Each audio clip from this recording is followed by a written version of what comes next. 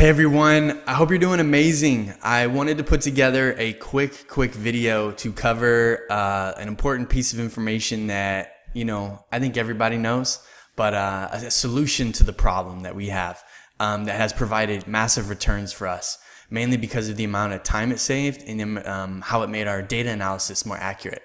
So Amazon has a problem. They have a problem with the search term report, which is totally fine. And the problem is that Amazon's search term data doesn't isolate by SKU. So like, for example, when you're in there, Amazon doesn't give you the search term by SKU. So you don't know which product it is. You have to look at the name of your campaign name and the name of your ad group name. And so we figured out this early on when we were managing our brands, and we came up with a solution because, we needed a solution and we needed to be able to isolate by SKU. We use third-party tools, but we also wanted to be able to do it ourselves if we needed to. And so here's what we did. So we built a naming system that helps all sellers isolate their search terms by SKU. And actually, we got this from you can see here, this is from the PPC AMS Accelerator. It's a PPC and AMS training program that Taylor and I put together to teach 7- and 8-figure brands how to scale and continue testing. So let me show you what we do here. So this is a search terms report. I changed all the data so that there's no identified data here. But basically you can see here, what's the campaign name? It says SKU. So that's the SKU, the specific product that we're bidding on here, or that the specific product that is in this campaign. And TCST. So let me break this down. Actually, we can break it down better here. So right here we have the naming structure itself, and then we have the manual and ad group skeleton system.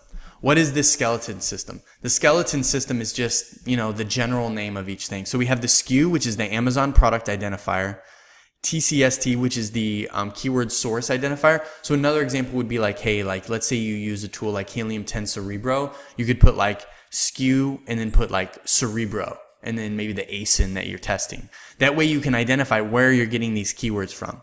The date, a time stamp. So what we do is we'll do like today is June 22nd, we'll do 6/22/18.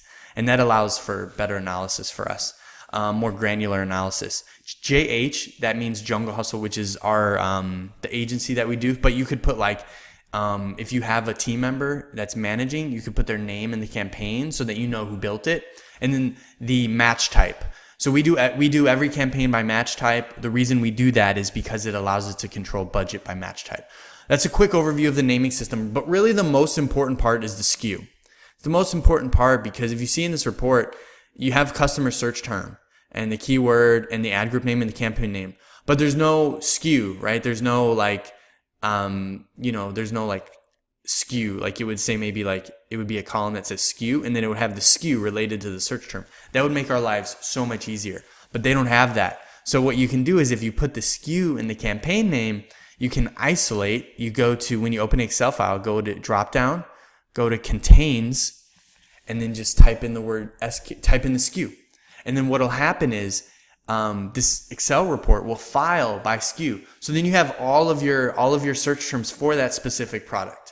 Now this, in the beginning, if you've got a couple products, it might not be so helpful because you have a naming system, but maybe you know the name of the product. But if you're bringing, team members on, or you're working with other people and you're scaling, like if you got 10, you're going to plan to launch 10 products, 20 products, 30 products, or you already have these products, like a massive amount, this allows you to granularly isolate by SKU and do analysis. So this is not just for pulling search terms. There's way more advantages as well. So I hope this helped you guys figure out, the deadly problem that the Amazon search terms report has, isolating by SKU there. Hope this helps you guys. Let me know if it helps you, and if you have any questions for me, or you're interested in joining the PPC AMS Accelerator training program, let me know.